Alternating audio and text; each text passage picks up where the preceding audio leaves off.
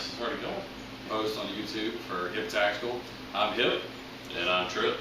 And we're going to give you the first 4 guns that you should look to get into for a first-time gun owner. Depending on what you want to do, whether you're looking to get into hunting, if you're looking into home defense, self-defense, if you're looking into like sport shooting, or You just got a neighbor you don't like, you know.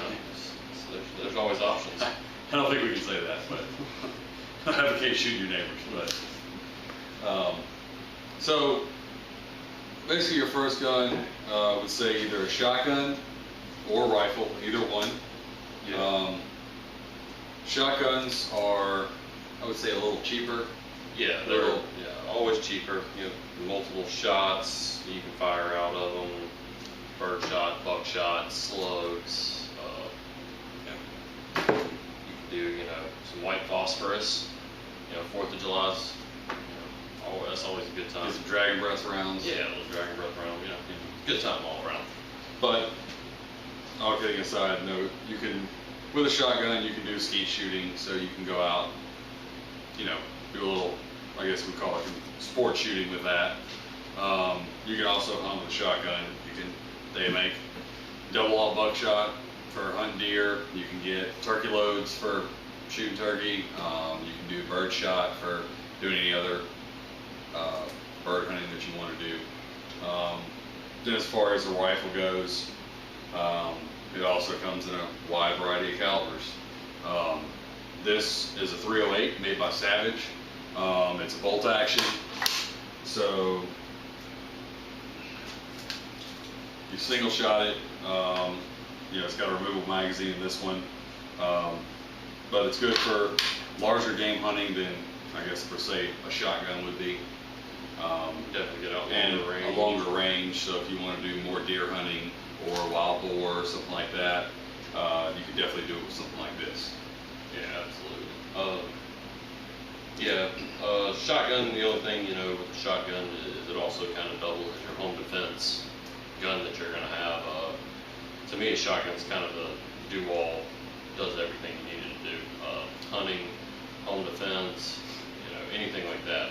You can do with a shotgun. The rifle is more of a very specific task that you're going to get into. Mostly because it's a lot longer, it's more cumbersome to carry around, and you're not going to be walking through your house holding a rifle. You could, but I don't recommend I it. do all the time. And then of course you have your AR platforms, and these guys come in all different shapes, sizes, colors. They do pistols now with braces on them. You can do 300 blackout, 5.56, which is this one. It's the Palmetto State build that we put together. You also have your AR-10s that shoot 308s as well. So if you want to use this as a home defense, hunting, do-all style rifle as well. With me, a shotgun is just, it's very hard to miss with a shotgun wherever you're hitting. Unless you're me. And with the AR platform, you also have, you can have multiple guns all in one. So you can use your lower that you have, you can interchange it with different uppers. So whereas this one's a 5.56, you can interchange this with a 300 blackout upper. You can leave your sights mounted to the top of your upper, and you can just swap those out as you want. So if you want to go deer hunting with your AR, push your 300 blackout on there and go for it. If you want to go out to the range, do some more target shooting or something like that, put your 5.56 back on there and you're good to go. Yeah, so these things are like Legos. So many different things you can do with them. Of course, that's why they're so popular. But a pistol area, obviously a pistol's great firearm to have. Honestly, I would probably take a good pistol over most of these here. Absolutely. Just the concealability of them, the ability to carry them. There's so many different styles and mods. Here we have the Glock. I'll kind of let him go over it. This is his Glock. So I got this one. This is actually the Glock 23. Came with a custom Cerakote already on it. It's a distressed American flag. The Glock 23 is a 40 caliber round, so you got a little bit more stopping power than a 9mm, less carry. But with the Glock, you get all of the, they make so many aftermarket stuff for Glock. I mean, you can buy new slides for the upper. You can get different barrels. You can get extended magazines, and all the stuff is reasonably cheap. So there's just a lot you can do with this platform. They also make conversion kits, which I also have for the Macaroni that turns into a submachine gun. We'll put that in a later video. But I've got that for the Glock 23 also. They just make a bunch of extra stuff that you can get for these. They're so versatile, and you can find the stuff literally everywhere. Yeah, So, absolutely. And again, with that Glock, this is kind of that perfect gun for, you can kind of conceal it. You know, it's almost a full size, but not quite, which are some of our other ones we get into, like the Ruger Americans 45 Auto, OCP. But as you can see, it's more of a full size gun, something you're probably not going to want to conceal carry this, especially during the summer with shorts on and stuff like that. Yeah, you can kind of see comparison to how much longer size the barrel difference. is. It's a good bit longer barrel, but as far as accuracy shooting or something you would want to carry in a holster, like a booty carry or something like that, it'd be great for that. Then we have Smith & Wesson 9. This one here is kind of, we attach a light to it. For me, it's more of like a nightstand style gun. You have the capacity to carry 17 rounds as opposed to the 12 or the 8, like the Shield and stuff like that. So got a little light that, you know, if something goes bump in the night, you can go check it out in your house and actually see what you're shooting, which is, to me, very important to be able to attach a light to it.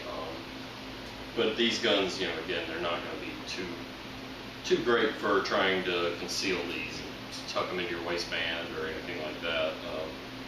Me personally, I carry the Shield, and it's very small, compact, slim, but you lose a lot of the ability to carry multiple rounds if you're at 8. yeah, but a lot of that also depends on the type of holster you have. Because I have an outside the waistband holster for my Glock, but it's actually formed to my side, so it's actually outside the waistband, but your shirt can still cover it, and it's actually very concealable in that the way it's set up. A lot of inside the waistband holsters are super uncomfortable, whether you're appendix carrying them, if you're center of your back carrying them, if you're on the side, either way. To me, they're always uncomfortable because they're always rubbing against you, they're always touching you.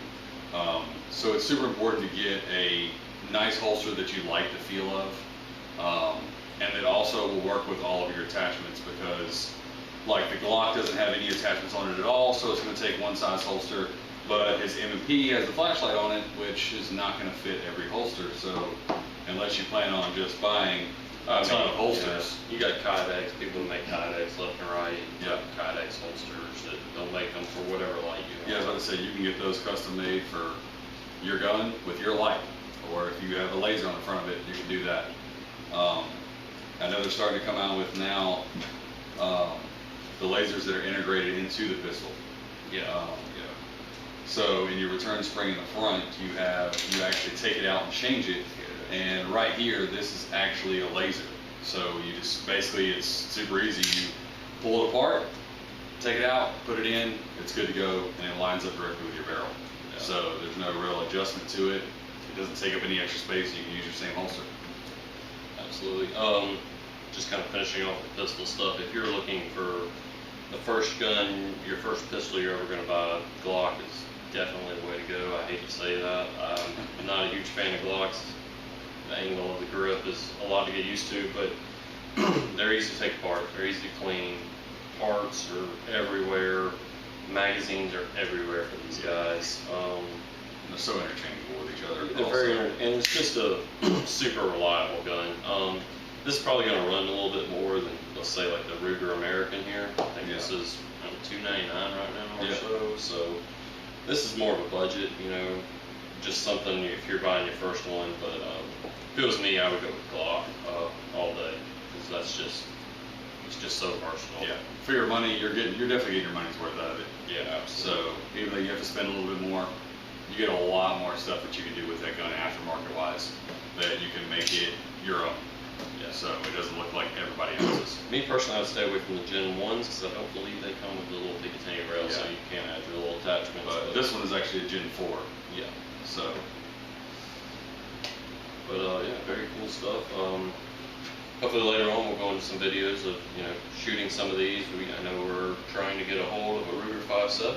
yes, I have a Ruger 5.7 on order right now. So as soon as we get that in, we will definitely do a video on that. Do some shooting with that. Yeah. And, And we'll actually compare it to the FN 5.7. So we'll do a comparison video. and then hopefully dive a little bit deeper.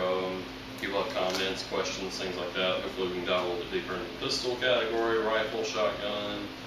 I'm sure the ARs will be a whole series of videos on their own. Absolutely. There's just so much stuff for those. But definitely, like and subscribe to our channel.